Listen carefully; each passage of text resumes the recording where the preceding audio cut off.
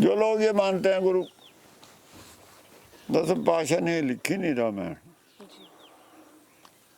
तो उन्होंने तो गुरबाणी तो कहते सोधे सिमरत शास्त्र सगल। हमने सिमरत शास्त्रों का शुद्धिकरण किया है। सिमरत शास्त्रों में तो कुछ कहानियां आई हैं, वो उन्होंने आदि गुरु ग्रंथ साहब में जो दे दी हमें, वो हो गया। लेकिन कुछ ऐसे भी थे ग्रंथ जो ये पढ़े जाते हैं यहाँ, बड़े महाभारत और रामायण, दो बड़े ग्रंथ थे जिसपे आपकी हिंदुइज्म टिका है। इनको विस्तार से लिख के, विस्तार में लिख के, ताकि डीपली समझ सकें क्या है जो उन्होंने समझा, उसमें से सार जो गुरु ने उसका सार निकाला वो लिख दिया। हम वो सार नहीं निकाल सकते कभी भी जो वो निकाल गए।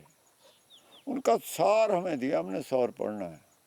जब हम सार पढ़ते हैं हम में रामायण का असर होता ही नहीं।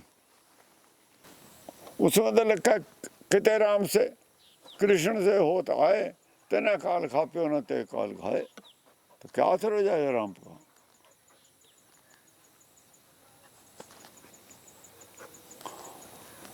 फिर उन्होंने कहा राम कथा जुग जुग अटल। राम कथा तो एक ही रही है, दो नहीं रही। यहाँ कितनी कथा है, कोई हर ऋषि अपनी अपनी अलग से कथा करता है।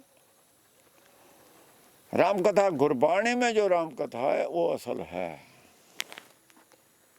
ये जीव ही राम है, ये राम की अंश है। अंशावतार कहते, ये अंशावतार यही है। इसको गुरबाणी आज समझाने के लिए जो एडिशनल ग्रंथ हैं जिनके जरिए आत्मज्ञान ही समझाया गया है, पर बाहरमुखी तरीके से, वो ये महाभारत रामायण ही हैं। ये दर्शन है इनका। हम इनको पढ़ के आगे गुरबाणी समझ में आती है। गुरबाणी तो इससे ऊंची बात है।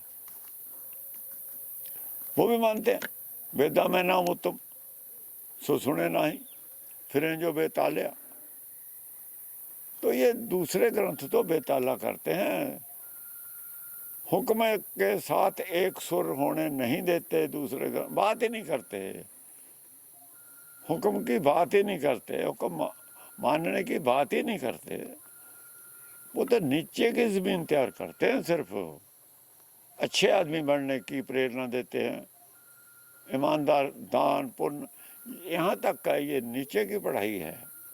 पर नीचे की पढ़ाई भी जरूरी है। मिडिल तक अगर स्कूल बंद कर दिए जाएं, डायरेक्ट हाई स्कूल, तो फिर खड़े रहें, ऐसा होगा ही।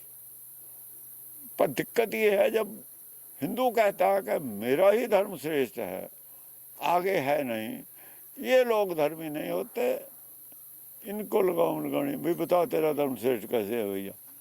चलो बयान दे दिया, भग गया।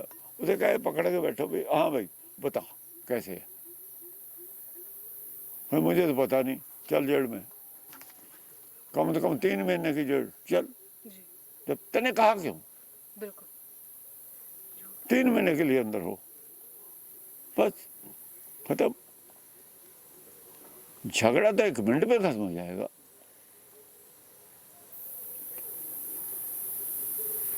क्यों कहा था ने, जब तुझे पता ही नहीं? झूठ क्यों बोला? झूठ बोलना पाप है।